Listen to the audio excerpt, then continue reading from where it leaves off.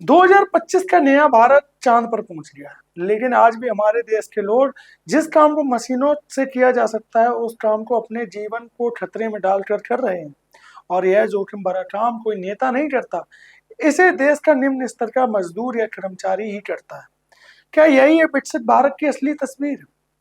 2025 जहां एआई से चल रही दुनिया में हम जी रहे हैं, जहां मोबाइल पर एक क्लिक से खाना घर आ जाता है, बड़ी बड़ी बिल्डिंग बन चुकी हैं, रोबोट्स इंसान की तरह बात कर रहे हैं, कुछ मामले ऐसे सामने आते हैं जो कहीं ना कहीं हमारे देश के विकास पर सवाल उठाते हैं।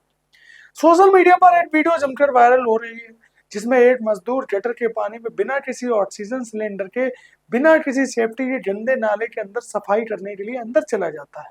कारण है वह मजदूर है और गरीब है, और गटर में जो शख्स गटर में गंदे नाले में अंदर जा रहा है वह पिछड़ी जाति का है।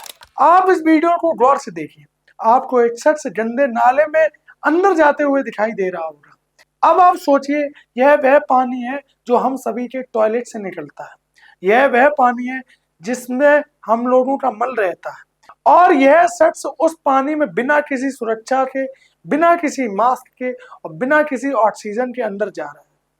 आपको बता दें, यह निम्न स्तर का कर्मचारी है, शायद इसका वेतन महज 10,000 रुपए से लेकर 15,000 रुपए प्रति माह ही होगा, लेकिन मात्र इस कीमत के लिए एक शख्स अपनी जान खतरे में डाल रहा है।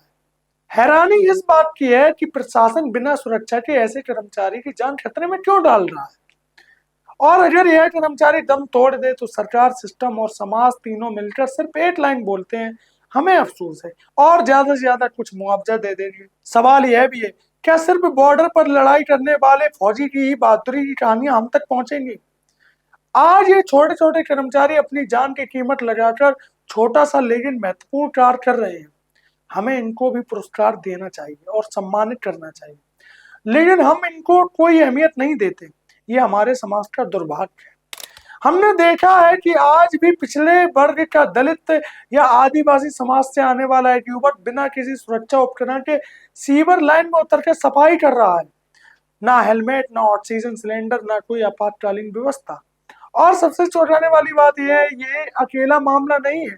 भारत देश में ऐसे कई मामले सामने आते रहते हैं। हर साल भारत में सैकड़ों लोग सीवर में दम घुटने से, जहरीली गैस और मानसिक तनाव से मर जाते हैं।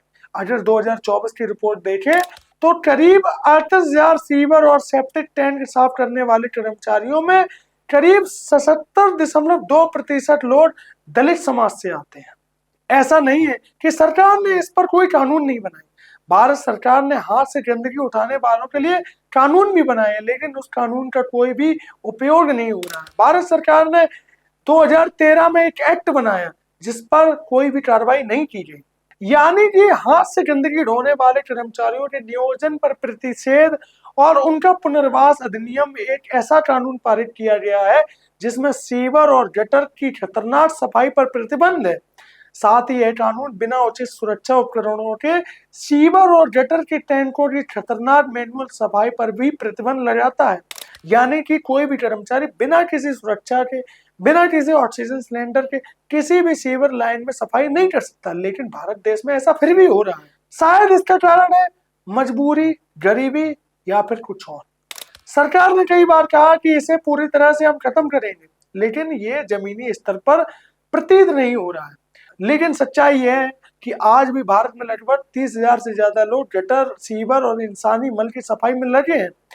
और इतना ही नहीं, अगर हम 2024 और 2025 की रिपोर्ट पर एक नजर डालें तो कुल मिलाकर मैनुअल सीवेज की सफाई से होने वाली मौतों की संख्या करीब 158 है। अब यहाँ समझने की जरूरत है कि गलती सरकार की है या फिर मजबूरी में गटर में उतरने वाले आदमी की।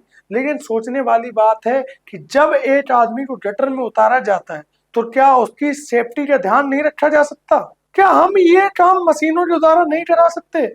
जब आज के समय में सब कुछ रोबोट के द्वारा हो सकता है, तो आखिर सरकार कुछ ज्यादा पैसे खर्च करके इन गटरों की सफाई के लिए उत्तम गुणवत्ता वाली मशीनों का प्रयोग क्यों नहीं कर रही?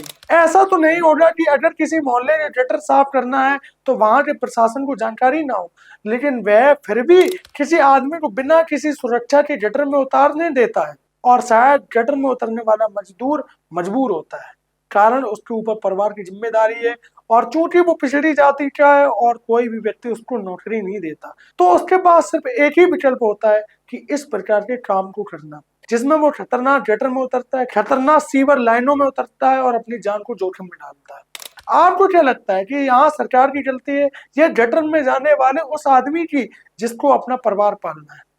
अब आपकी इस पर क्या राय है, कमेंट में जरूर बताएं। वीडियो को देखने के लिए बहुत बहुत धन्यवाद।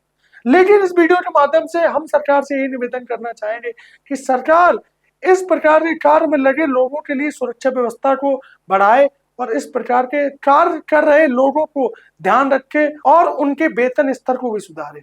वीडियो को देखने के लिए बहुत बहुत धन्यवाद।